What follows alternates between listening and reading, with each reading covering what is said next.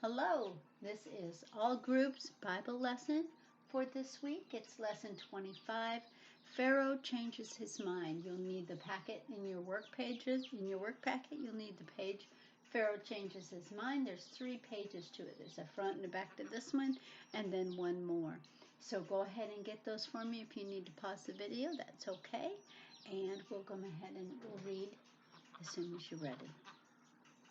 All right, here we go.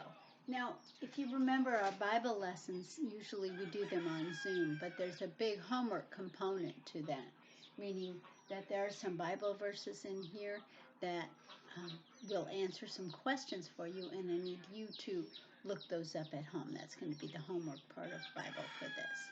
So when we get to those, we'll mark them with a mark so that you'll know where those are. But here we go. Let's start reading. Pharaoh changes his mind. As soon as the Israelites left Egypt, Pharaoh again decided he did not want them to leave. He sent 600 chariots and his horsemen and armies to pursue or go after the Israelites. The word pursue means to go after. So, Pharaoh said they could leave, and then when they started to leave, he went, whoa, wait a minute, and sent his men after them to try to catch up to them. Okay? And the next chapter is called, or the first chapter is called Trapped by the Sea, and we're right here. It says, the Israelites became afraid as they saw Pharaoh's army approaching. They had arrived at the Red Sea and felt they were trapped. The Red Sea was in front of them, and the chariots of Pharaoh were behind them. Then Moses again showed the power of God.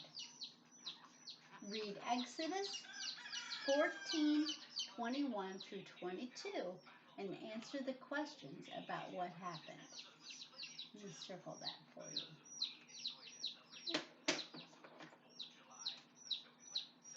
This is the Bible verse, and these are the questions it's going to answer for you.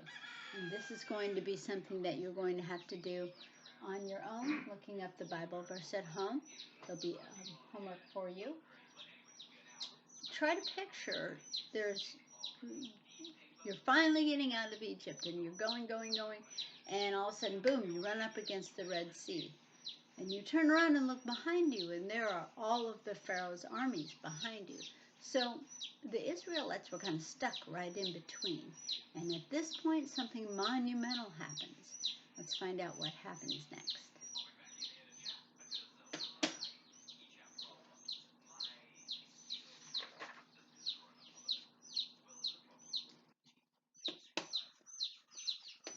I should explain, you're probably hearing the little birds in the background. I got new chicks today. I'll show them to you at science. I'll take the computer over and let you look at them a little bit.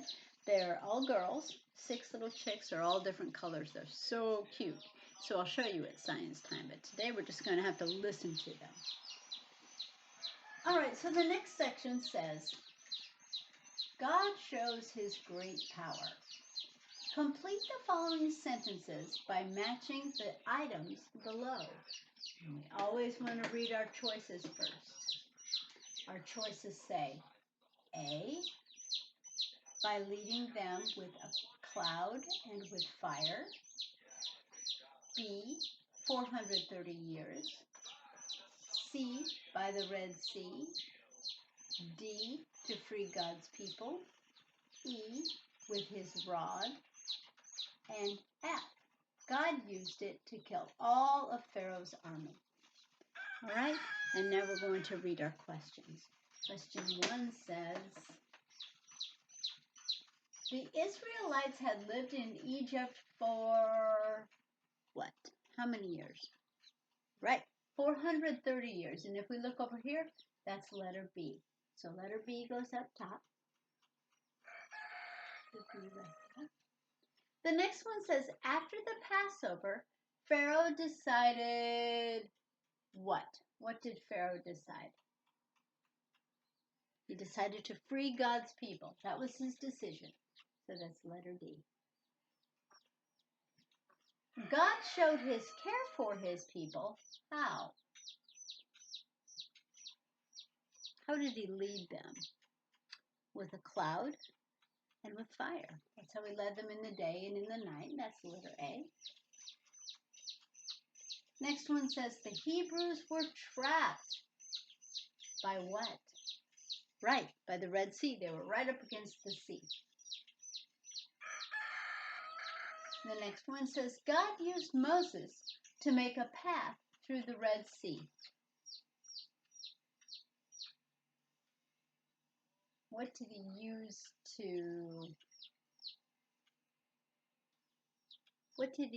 to make the Red Sea move? That's right, his rod, and that's letter E. And the last one says, when the Red Sea returned to the way it was before, what happened? God used it to kill all of the Pharaoh's army. It closed back over the army and killed them all. And the next one says, read Exodus 14:31 and answer the question below. The verse reminds us of the great way in which God always took care of his people. What caused Israel to fear and believe the Lord and his servant Moses?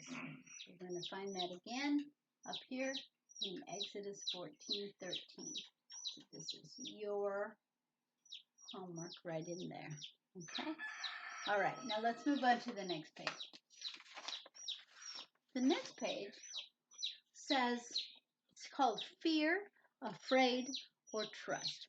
There are two meanings to the word fear in the Bible. And here's the title of the page. The lesson points out two ways we use the word fear. Sometimes it means to be afraid, and sometimes it means to trust someone. At the beginning of each of the following statements, write the word afraid or the word trust to show you understand which kind of fear is being used. All right? So number 1 says, the Israelites became fearful when they felt they were trapped between the Pharaoh's armies and the Red Sea.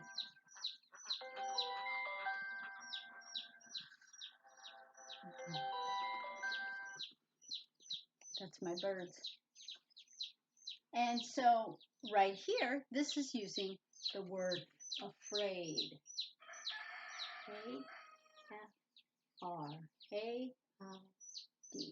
Afraid. Next one says, after the Lord delivered the Israelites, they feared him and believed him. This is an example of trust. T-R-U-S-T. Next one says, my mother told me not to eat anything before dinner, and I took a cookie. Just as I took a bite, Mother walked in the room. That's fear as afraid.